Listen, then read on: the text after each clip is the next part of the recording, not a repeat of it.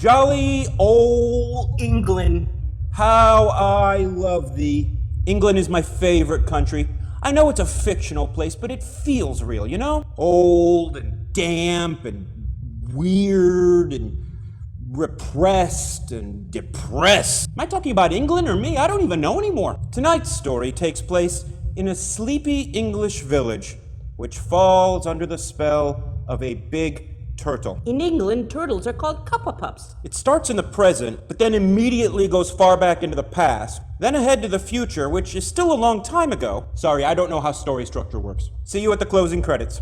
Doodle-pip.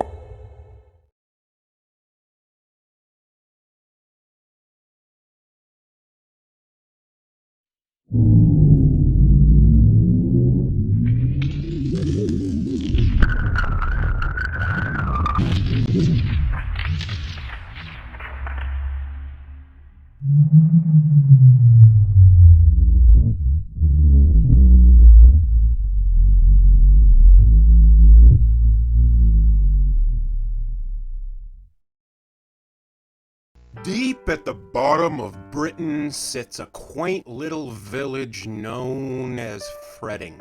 It has cobblestone streets and mock Tudor homes, and it's surrounded by lush green forest. Festerings is currently on the cusp of a resurgence, thanks to their bold new mayor. A new hospital is to be built, which will be called St. Peter's for the Poorly. A spot at the edge of town was chosen. Most of the land was already clear, apart from a small wooded area at the far rear. Some residents referred to it as Humple Grove. It sat at the bottom of a steep hill with a cemetery sitting ominously atop. This little green hump was so densely vegetated it was almost too difficult to walk through. Not that anyone ever visited. A sign was posted there at some point indicating that it may contain an unexploded German bomb, although no official paperwork could be found in the city records. Nonetheless, the grove was swept for bombs. Not by an official bomb squad, just by some locals with metal detectors. Nothing sizably dangerous showed up, so the little forest was deemed safe, and the crews came in to demolish it forever. The residents didn't seem to mind. Good riddance, some said. A few claimed it was cursed, as you would expect villagers might. The demolition crew came into this project with a lot of trepidation. They heard the rumors, bombs, ghosts, cults, enchanted critters that punish intruders. They didn't know what to expect. What they found at the center was a very old and peculiar tree. It was short, squat, lumpy, and top-heavy, like a goblet. Dead branches bursting from its brim like petrified steam. One of the branches was far too low and didn't appear natural.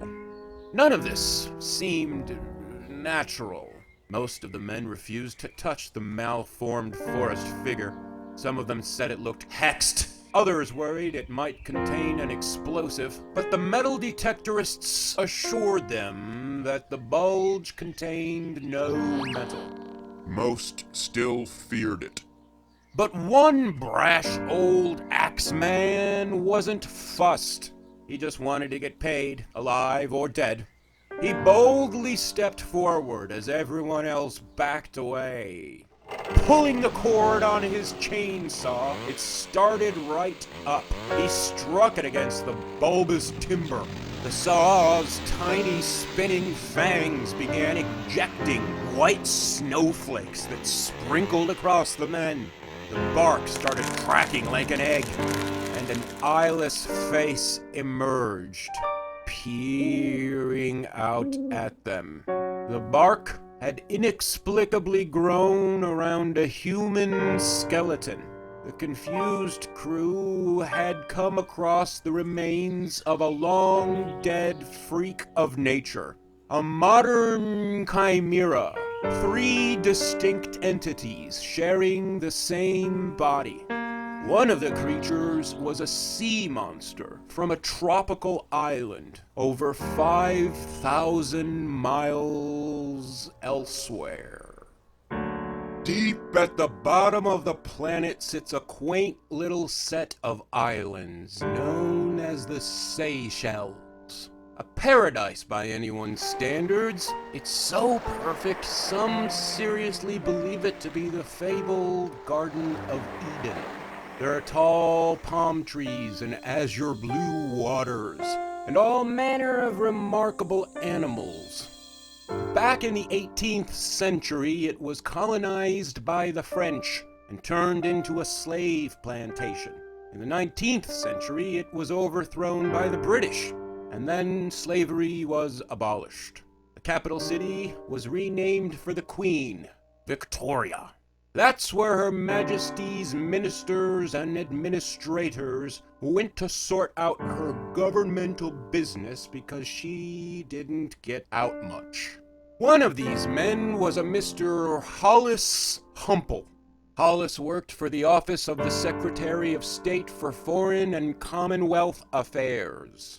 He spoke fluent French and didn't mind exceptionally long journeys, making him the perfect UK representative in the Seychelles. Hollis had a lot of problems to contend with. The failing crops due to years of poor farming techniques, the integration of freed foreign slaves as paid plantation workers, and on and on. Hollis had made the lengthy trip to the tropical island before, but this time he brought his young wife, Eutensia. She was a frail and timid woman, 17 years younger than her husband, And also his second cousin. Neither wished to marry each other, but both agreed to just to please their shared family.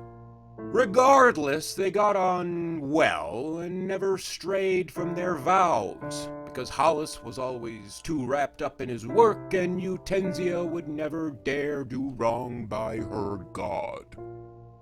Unaccustomed as she was to travel, journeying to a wild African island seemed like a terrifying fantasy to her. But once there, she found it quite relaxing. Even the slight greenish hue to her complexion receded. Hollis and Eutensia were joined in the Seychelles by their only surviving child. Little Horatio Humple was just 9 years old. He was an inquisitive child, but doomed from the start. Born with a bent spine and a litany of other maladies. Usually he walked with crutches or was outright bedridden. But here, on this tropical paradise, his health unexpectedly improved. Sometimes he was well enough to walk unaided, and so Horatio explored the island. It was a far cry from London. He was fascinated by all the animals, the birds, the frogs, the spiders. He didn't know what any of them were called, but he loved them all the same. And his whole life changed the day he laid eyes on the Seychelles' most famous inhabitants, The giant tortoises. Little Horatio had never seen anything like them before. They were huge, and unlike all the other animals on the island, the tortoises didn't run away when he approached. He befriended a mother on the beach with her creep of kids crawling behind her. He stroked the giant tortoise's shell, smelled the breath from her powerful old lungs. She let him play with her children. He fed this young family fruits and even scraps of dinner he had saved for them. Horatio visited his turtle mates frequently. They were the only friends he made on the island. There were very few kids and even fewer that spoke English, but at least he had his tiny turtle pals.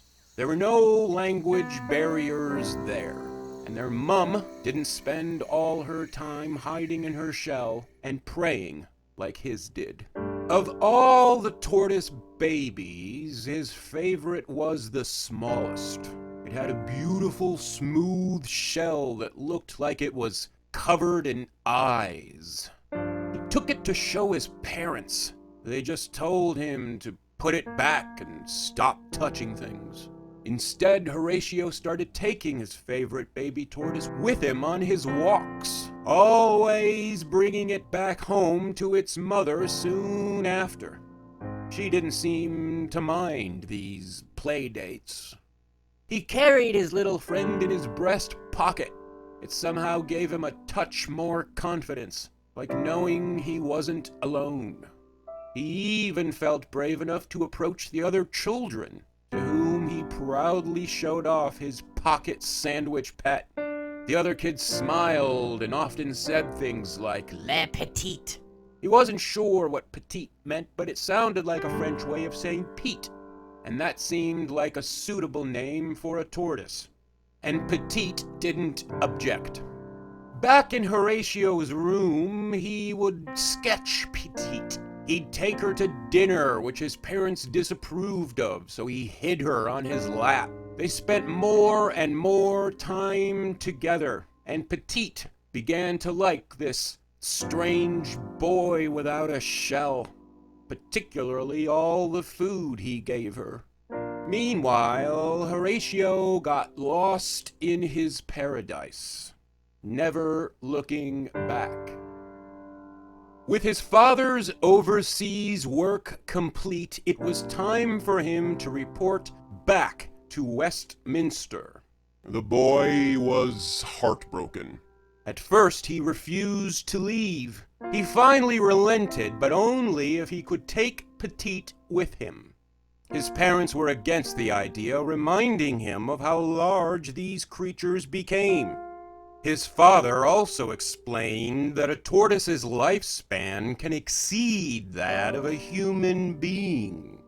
Sickly little Horatio stated that he hoped they could share a long life together. Horatio said his tearful goodbyes to Petite's mum and promised to take care of her precious child in London. Petite wasn't quite sure what was happening, but she knew Horatio seemed upset.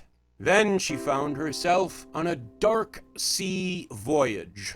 But once she was outside again, the air was foul, and she wasn't the only one to notice. In London, Horatio's condition worsened, and once again he was bedridden. All the while, Petite sat on his tummy as his parents decided his fate. They knew the harsh city environment was harming him. Unable to leave his position in the government, they chose to sink most of their savings into a second home in the countryside. There, Eutensia and Horatio and Petite could live in relaxed comfort, whilst Hollis worked in Parliament, vowing to visit whenever his schedule permitted. They chose a property in East Sussex, a roomy cottage in a quaint little village called Festerings. It wasn't the Garden of Eden, but the bucolic splendor improved young Horatio's health. He was given a new wheelchair with which he explored the village, and Petite the tortoise was always by his side. They often went to the local library. Horatio read up on tortoises, how to care for them, their likes and dislikes, and so on. Of even more interest to the lad were the depictions of turtles in ancient cultures. They were often associated with patience and wisdom, likely due to their slow movement and long lifespans. They also personified protection. They were, after all, a walking shield. In ancient Egypt, turtles were carved on talismans to protect women and children. Some tropical peoples believed the tortoises to be a god of oceans, or a god of war, and many believed the tortoise to be arguably greater than a god. The world turtle Was said to be a gargantuan tortoise, floating freely through space, supporting the entirety of planet Earth on its sturdy cosmic back. It was a curious notion, Horatio thought, but it was an idea that spanned India, China, and even the Americas. He would often sit under a tree with little Petite, and he'd read to her tales of Ijapa, the trickster tortoise of Nigerian folklore. And he fed her cheese and juicy apple slices. She was happy to eat them, and the boy was happy to make his friend happy, even if he couldn't do the same for his parents. The financial strain on the family was apparent, with Hollis Humple having to sell their London home and move into a single ramshackle room over a raucous pub. Over time, Hollis and Eutensia discussed a change. She desperately wanted to reunite their family full-time, and he wished to retire from the government and start a business of his own. There was even strong talk of returning to the Seychelles and opening a haberdashery. But then, young Horatio's health took a turn. He contracted a fever from an unsanitary jellied eel and spent the last months of his life in bed as leeches Drain the blood from his body. Through it all, loyal Petite sat on his belly, watching and supporting him in her own stoic way. And on one sunny Monday afternoon, when no one else was around, while his mother was at the market and his father was miles away in London, Petite the tortoise watched as Horatio's last breath Escaped his broken body.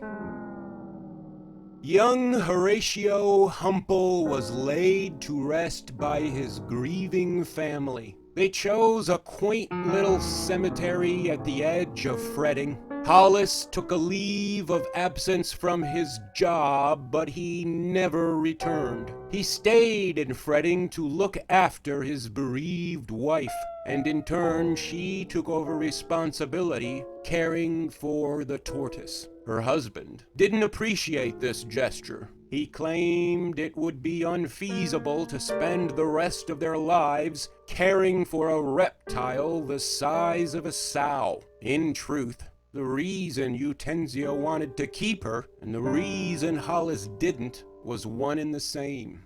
But an amicable arrangement was eventually achieved. Eutensia agreed to give up the tortoise on one condition. She returned to the cemetery where she placed Petite on her son's grave. To her mind, she had returned the animal to nature. It wasn't the Seychelles, but it would have to do. Eutensia Humple left the cemetery, and she never returned until her death. Petite the tortoise was alone. She sat on the grave of her late companion, gazing up at the meaningless gray monolith. She couldn't help but think how hungry she was. There used to be a boy without a shell that just gave her food. He was gone now, just like her island and family were gone. Everyone was gone now. It was time for her to take her first independent steps into the world. So Petite started walking. There were gray monoliths all around her. None of them seemed to produce any food. So on she walked. The vegetation was getting less gray and more green. Before she knew it, she found a gooseberry bush. The berries were delicious. She ate and ate to her heart's content. She spent days there just eating and eating. Living alone isn't so hard, she thought. You just go and look for some food and eat it. After a while, there were less and less gooseberries to pick from. She kept having to stretch further and further to reach them. And one side of the bush was hanging over the edge of a steep hill. When she couldn't reach any more berries above her, she extended her neck out as far as she could. It was so close Petite could smell the berry through her nose holes. The tortoise tumbled down the hill. She fell and she fell until she landed in the dense undergrowth of a quaint little grove. And worst of all, she committed the most terrible tortoise faux pas. Petite had landed upside down. This had happened a few times in her short life, but when it did, Horatio was always there to put her right. But now there was no one for miles. The grove was surrounded by empty tracts of land, apart from the cemetery that leered overhead. She waited and waited for someone to right her, but no one ever did. Her mother never taught her what to do in this predicament. She wondered if there was some ancient wisdom she was unaware of, some time-tested technique that was never passed down to her. She tried rocking back and forth. That didn't accomplish much. If she waved just a few of her legs at a time, the uneven grass allowed her to turn around. But that didn't help either. Luckily, there were quite a few gooseberries that fell with her. She ate them sparingly.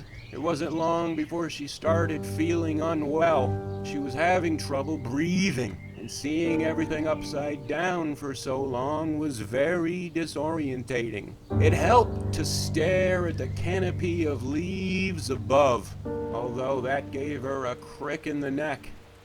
Thirst became a problem as well.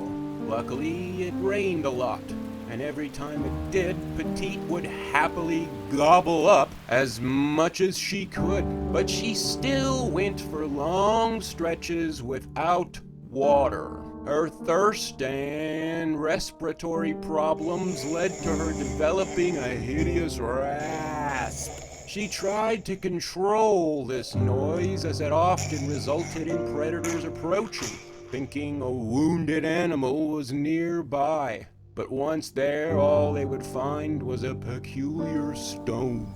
As well as eluding predators, Petite became a pretty good predator herself, springing out of her shell and devouring unsuspecting animals.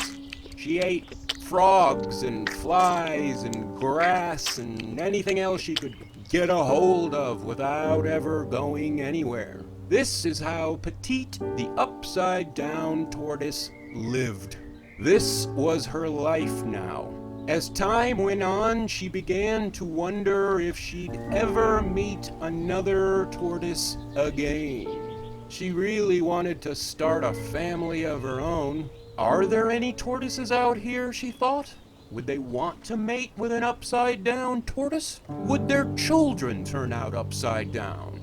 There was so much she didn't know. She waited and waited in that woodland in Sussex, but she never did see another giant tropical tortoise. Really, she hardly saw anyone. There didn't seem to be any friendly animals to meet, although she did once befriend a squirrel. The squirrel seemed a little too big to eat, and as a nut, the tortoise seemed a little too big to crack. So they became friends. The squirrel knew the tortoise had a problem but didn't know how to solve it. Instead, he brought her food. He brought her gooseberries from the top of the hill. He brought her other fruits and vegetables. He even brought her small dead animals he came across and didn't want to eat. The squirrel wasn't fond of hauling corpses around, but he was fond of the strange living rock, so he did it for her. One day, the squirrel discovered an apple tree, and summoning up all his strength, he gifted the tortoise with a juicy apple, and she loved apples. She recalled the boy without the shell used to give her apples. She savored the juicy moisture on her thirsty beak. Petite was so grateful for her little squirrel friend who brought her apples. But the problem with squirrels, especially in relation to tortoises, is that they have a very short lifespan. She found herself really craving an apple. That's when she realized she hadn't seen the squirrel in some time. Then she forgot what the squirrel looked like. For that matter, she couldn't remember what that boy looked like either. Come to think of it, she couldn't remember what her mother or siblings looked like. At this point, she didn't even remember what she herself looked like. If she ever did meet another one of her kind, she might not even recognize them. This thought distressed her, almost as much as her hunger and thirst. Petite went back to scavenging for herself. She still had the knack. Other than that, not much changed in her life. At least, not until the saplings came along. After all, she went through a lot of apples. Some sprang from the seeds that sloppily missed her mouth. Others were seeds she did eat that were now mixed into her stool. The apple tree saplings started sprouting up all around her. She didn't spot them at first. They seemed no different than the grass, other than tasting terrible. Eventually, Petite noticed that she wasn't on the ground anymore. Helena Humple visited her parents' grave twice a year on their birthdays. She was very proud of her parents. Her father was a World War II vet. A vet, in fact, caring for war horses. He later became the official veterinarian of Fretting. Helena's mother was from Nigeria. Her first husband fought for the Allies at the end of the former World War, and he died for them at the start of the latter one. Somewhere in between, he and his wife moved to Fretting.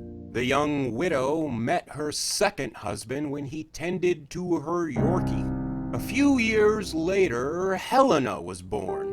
When she was only 10, both of her parents died when their car was driven off the road. She was staying with her grandfather at the time. She's been staying with him ever since.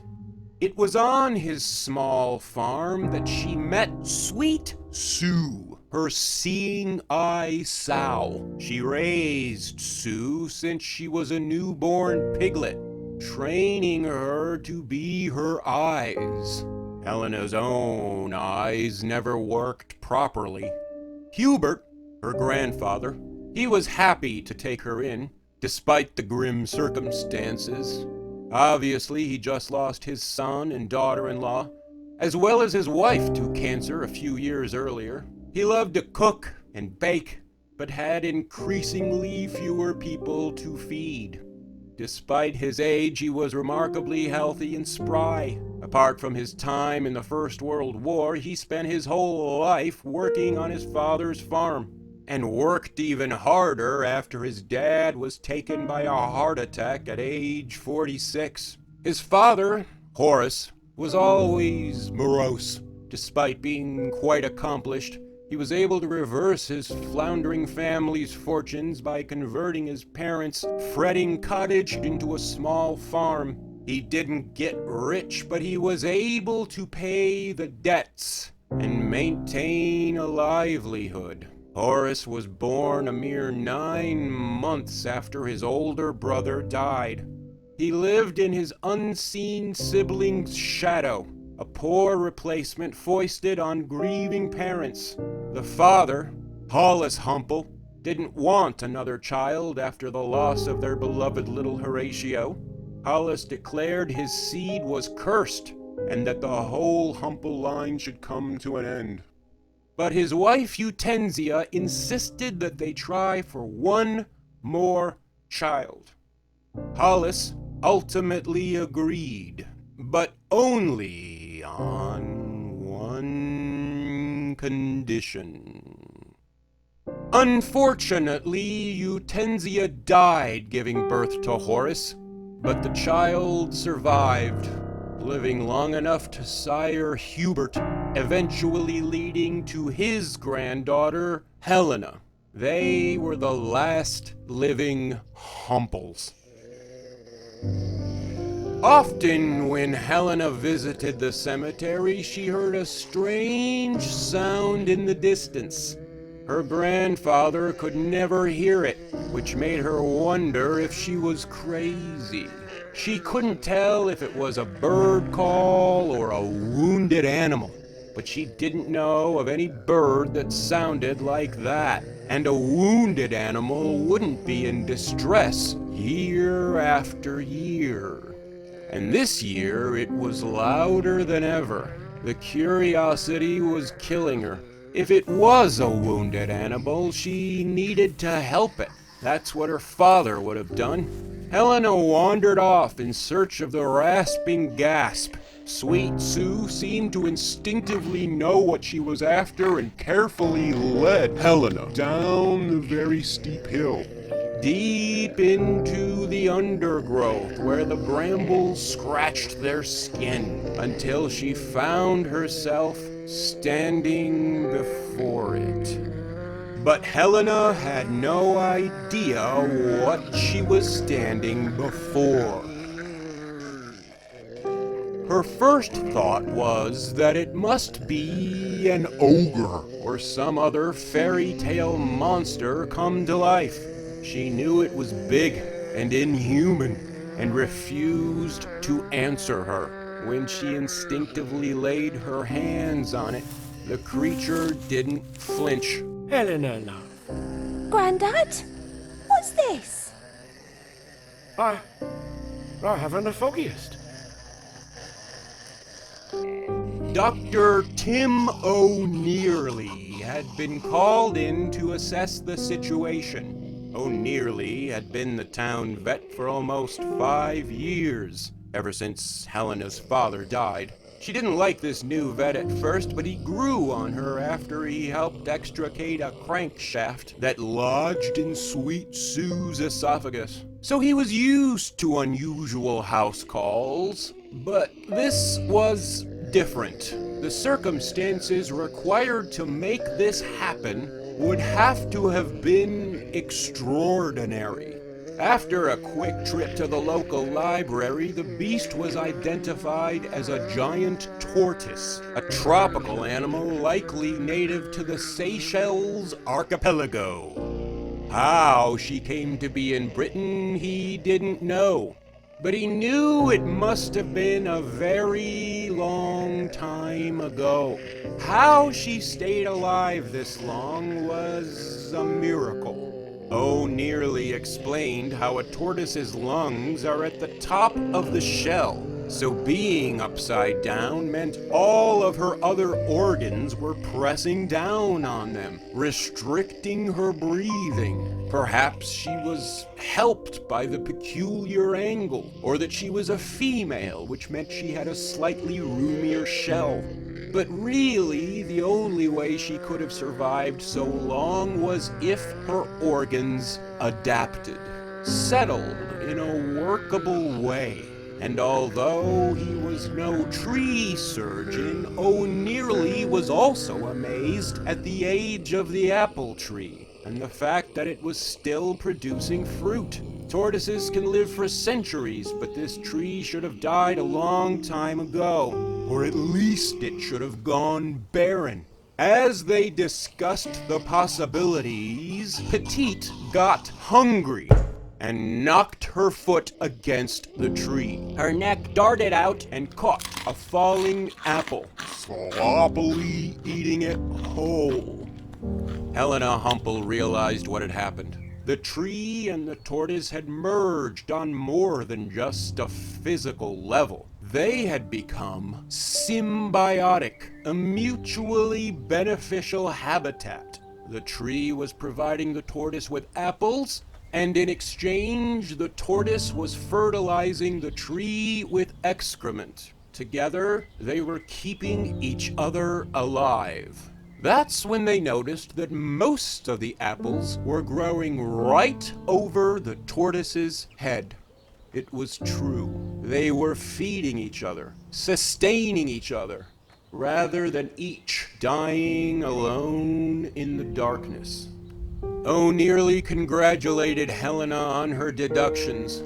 The tortoise and the tree had indeed become a symbiotic creature. Together they had helped each other survive old age and unfortunate circumstances.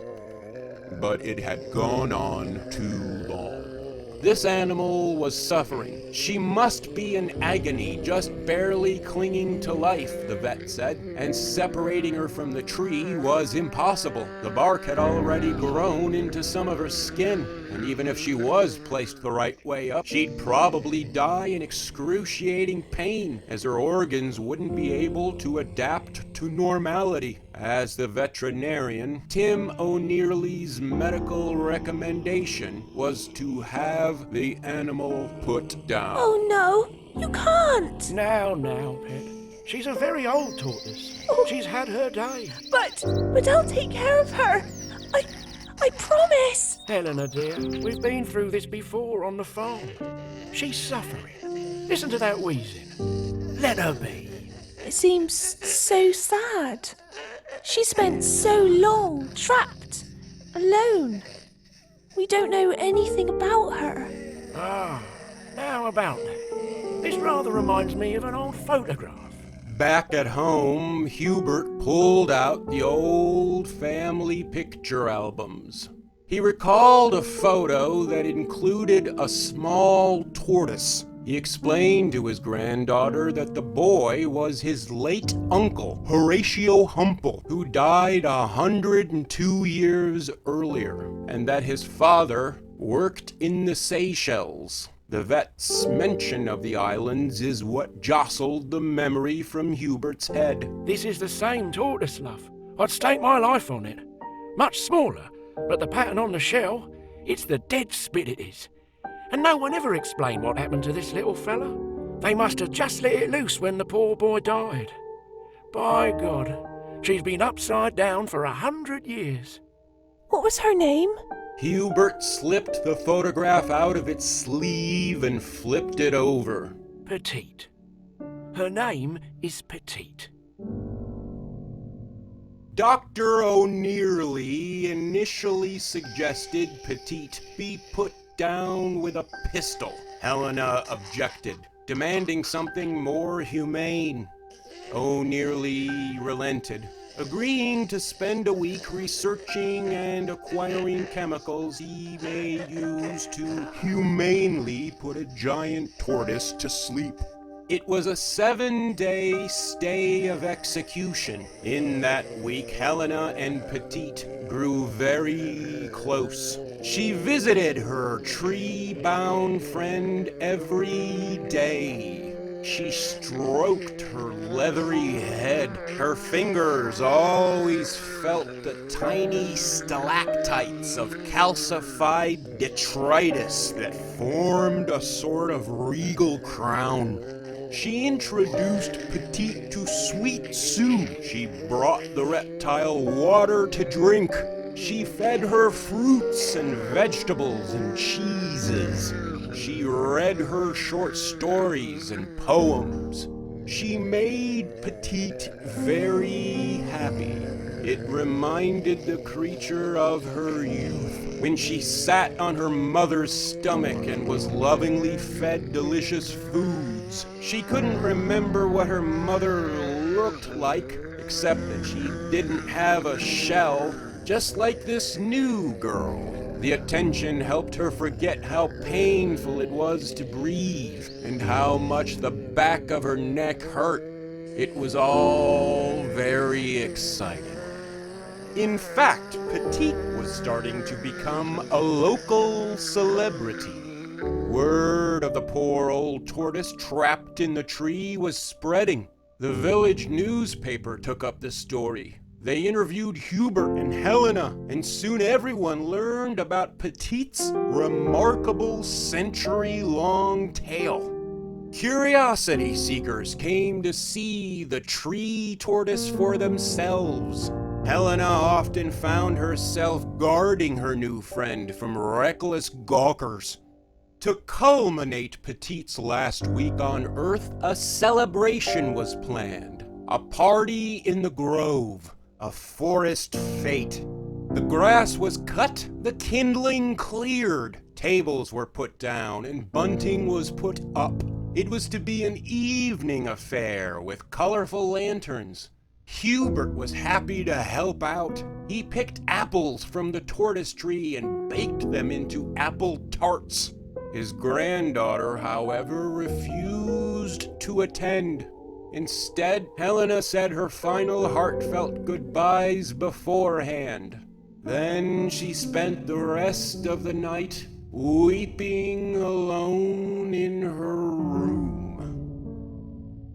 Meanwhile, in the grove, Petite's long life was commemorated by the citizens of Fretting. They had photographs taken with her. They ate free slices of apple tart made from her tree, baked and served by Hubert Humple. Tim O'Nearly, the vet, was there, as was the people physician, Dr. Kiernan Canister, and Marlon Fellis, the Canadian barber, he was there, and police constable Connery Torque, and Emma Fitzdoom, the one-eyed librarian, and Gummy Gaz, the cobbler, and Geraldine Time, the cemetery groundskeeper, and even the vicar, Reverend Loves Aplenty.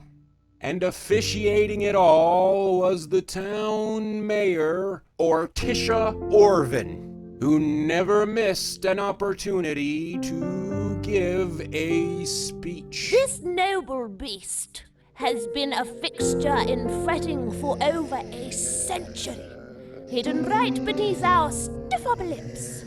We've all felt helpless at times. We've all felt alone, trapped by our circumstances, yearning to give up. But Petite never gave up. Petite never surrendered. She has been standing sentry at Britain's door for 100 years. As our brave boys shipped off to Normandy, Verdun, the Somme, against the Boers, the Boxers, the Hun. Petite watched the skies as German bombers flew overhead. She was raised in the age Victoria, a simpler time with simpler values. And although she has witnessed immense upheavals and woe, she has never retreated to her shell. Petite thought she was forgotten, but she will never be forgotten. Just as she has fused with this tree, so Fretting has fused with her. Though her time on God's earth is at an end, her memory will live eternal. Petite will become the face of Fretting, a mascot, a symbol of endurance in uncertain times. Thank you, Petite the tortoise. Thank you for your service to this proud nation.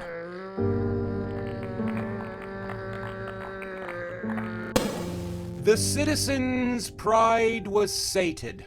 Petite was going to give their little town an identity, something to set them apart from all the other quaint little villages in East Sussex. Fretting was delighted to celebrate the mysterious green stranger in the wooden suit. The next morning, veterinarian Tim O'Nearly woke up to a problem. His vision was wrong. He was suddenly seeing everything upside down, and he had no idea why. Not wanting to risk doing any work until the issue was resolved, he regretfully called Mayor Orvin to postpone Petite's final appointment. O'Nearly was surprised to learn that the mayor's vision was also upside down. as was her husband's. The fragile phone lines became clogged with panicked calls, especially to Dr. Kiernan Canister. He was being inundated by frantic townsfolk who had been suddenly cursed with upside-down vision. Unfortunately for them, Dr. Canister was similarly affected. Mayor Orvin convened an emergency town meeting. The discussion was led by Doctors Kiernan Canister and Tim O'Nearly. They quickly learned that not everyone in Fretting had their vision inverted. Only the people who attended Petite's party the night before. Everyone who was there awoke, seeing upside down. Except for one. Just one single person left that grove and woke up unaffected. And that person was Gummy Gaz. Gummy Gaz, the toothless cobbler. His vision was fine, no change at all. Then it was realized that he hadn't eaten anything that night. The toothless old kook didn't eat anything at all, subsisting almost entirely on homemade sherry. He was the only one who didn't eat the tart, the apple tart, made from the fruit of the tortoise tree. That was it. That was the culprit. They were seeing upside down, just like that tortoise had been seeing upside down for over 100 years. This was some kind of sick revenge. Revenge exacted through fruit. Finally, there was something tangible to focus their rage. There were cries of witchcraft and Satanism. The angry crowd demanded death to the tortoise, death to the tree, death to the whole grove if necessary. Anything to break this wicked arboreal hex. Dr. O'Nearly tried to subdue their festering rage. He explained this was a scientific problem rather than a curse, an accidental poisoning perhaps. There must be a biological reason, something that caused a reversal in the refraction of their retinas, he argued, or in how nerve impulses were being mentally processed. But hardly anyone knew what he was talking about. They just understood curses, and this curse was getting worse. Dr. Canister pointed out something that few others had noticed. His sight was dimming. It was noticeably darker than it was when he first awoke. Dr. O'Nearly said he suspected the same, but hoped it was just his imagination. However, the others agreed. Everyone who was seeing upside down Was rapidly going blind. Tensions were running high, so the meeting was concluded. Afterward, some citizens continued discussing ways to address this extraordinary situation. They believed time was running out, and if they wanted to see their families tomorrow, they would have to take matters into their own hands today. Back at the Grove, Helena was reunited with the reprieved. She doted on Petite and gazed at her lovingly. But when the townfolk arrived with their sharp implements, they also had to contend with her grandfather. Hubert was armed with a cricket bat, but like the others, he was seeing upside down. And after consulting with some neighbors, he worked out the cause, his own dreaded apple tart. And he knew it wouldn't be long before an angry axe-wielding mob would come along to extract their vengeance on his granddaughter's cherished friend. Hubert saw all this coming, although he was surprised by some of the members of the mob, like PC Torque and the Vicar. And perhaps most surprising, Mayor Orticia Orvin herself, although she was officious enough not to carry a blade. Step away from the tree, Hubert. Both of you. That damnable thing is cursed. I know what you're thinking, Mayor. I'm seeing the same as all of you, all upside down like. But it's not all bad, you see. My granddaughter, Helena, she ate all the leftover apple tarts. But she couldn't see in the first place. But she can now. She can see, Mayor, right and proper and all. It's a miracle. She can see. All the upside down eyes fell on little Helena. She looked back at her fellow townsfolk for the very first time, with their pinched, bitter faces and threatening garden tools. She wasn't impressed. Instead, Helena turned to the very first sight her new eyes saw. Petite the tortoise, her magic tree friend. She's beautiful. Please don't hurt her. She doesn't mean you any harm. I promise. Whatever happened was an accident. She can't have done this with malice. Well, that explains it then. Explains what exactly? Our vision loss, of course. Haven't you noticed? We're not just seeing upside down, it's getting darker. We're going blind. Is that true? I rather suspected so, yes. I didn't want to worry you further, love. But I don't mind. I've seen enough in my time. We've got Sweet Sue. She can help me about. You won't be needing her for that anymore. Never mind all that. This monstrosity is stealing our eyesight. Stealing it and siphoning it into that girl like some kind of optometrist Robin Hood. Well, so what if she is? Don't we deserve to give back a little? To the future? So, your granddaughter is cured by the dessert you baked from the fruit of the tree she discovered, containing an animal from your family's past. Yes, we all know the Humple line is cursed. This must be some form of voodoo spell to reverse your fate. Some form of witchcraft, no doubt. Witchcraft? Spells? Don't be daft. I can't even follow a recipe book. There's nothing for it. We must chop this tree down and burn every splinter. The turtle, too. No! And when we are done with the tree, we'll see about bringing you two up on charges of witchcraft. This isn't the Middle Ages. What's wrong with you, woman? They continued to bicker, but as they did, the lights were going out. Hubert was the first to go completely blind, although he didn't mention it. Reverend Loves Aplenty was the first to state it out loud. From there, it spread through the mob like a virus. The last to fall was Orticia Orvin. Oh! She didn't take it well.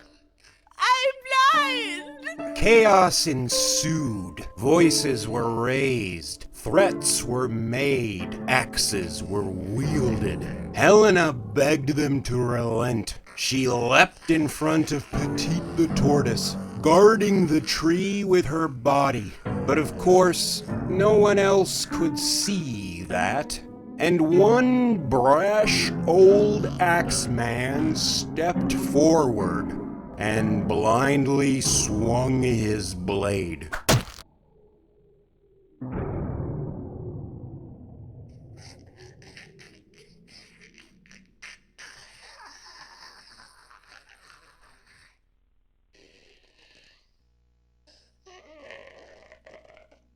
Helena? Helena, love, where are you, dear? Are you okay? I swear on her parents' graves, if just one of you laid a single finger on that poor child's head, I'll knock you for six. The lot of you. I'll not rest until... The blind survivors humbly discussed this sudden double begrievance. All eyes turned, Metaphorically speaking. to Mayor Orticia Orvin. She settled the matter in 4 words. We didn't see anything. As they blindly stumbled out of the grove, their vision problems began to recede. By the end of the night, everyone in Fretting could see just as well as they could the day before. Later, Mayor Orvin declared the grove a hazardous site, claiming it contained an unexploded German bomb. The truth was stifled. Any talk of Petite the Tortoise was discouraged. In a few generations, she became a fairy tale. No one seriously believed there was a giant tortoise in the woods that stole people's eyesight.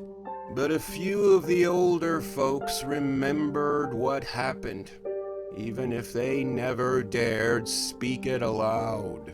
Sometimes in their quietest moments, or when they're suddenly caught in the dark, their memory manifests the terror they felt that single day long ago, when an entire village was attacked by a coalesced creature fighting for survival. But is that what really happened?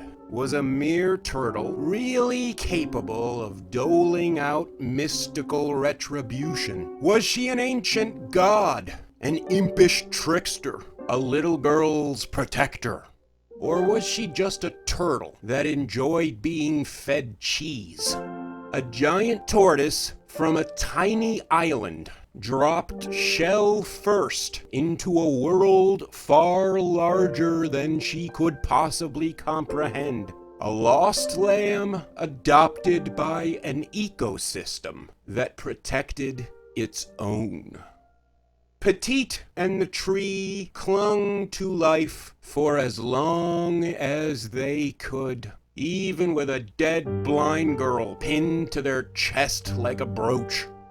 But over the years, the apples grew fewer, and one day the tortoise retracted into her shell for the final time. The bodies of Petite and Helena and Hubert were left to rot, reclaimed by nature. The end of their family tree.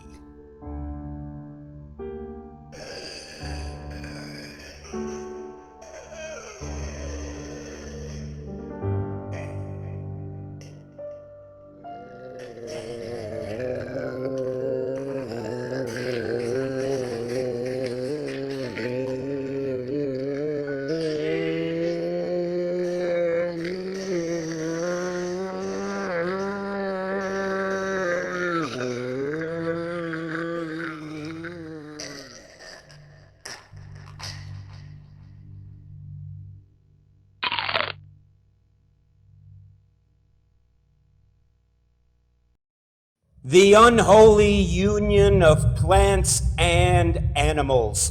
Once they figure out how to breed with each other, it's over for us sapient bipeds. Wait, was that the moral? No, it was...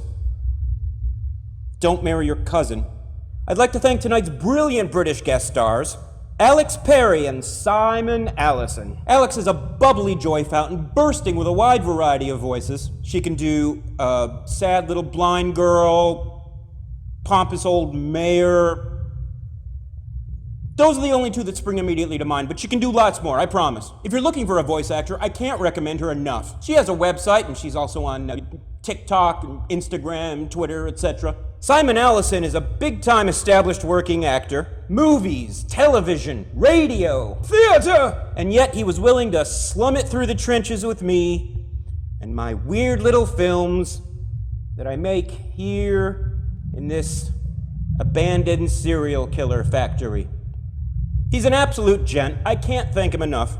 He also has a website and Twitter and Instagram. If you're in the UK and need an absurdly tall actor, Simon is your go-to guy. I couldn't find anyone taller for this part. Also, I don't know if you've noticed over the last hour, but sometimes I draw things, and sometimes the things I draw show up on the internet, and sometimes if you throw money at them, they can appear on your walls. So if you pop over to ArtStation, you can peruse over 100 illustrations that I've illustrated. Each of them can be rendered into a poster or a print or even a fancy canvas stretched across a wooden frame like Jesus. Our next story is called The Mist of the Witch's Song. And it's a complete fantasy, like all love stories.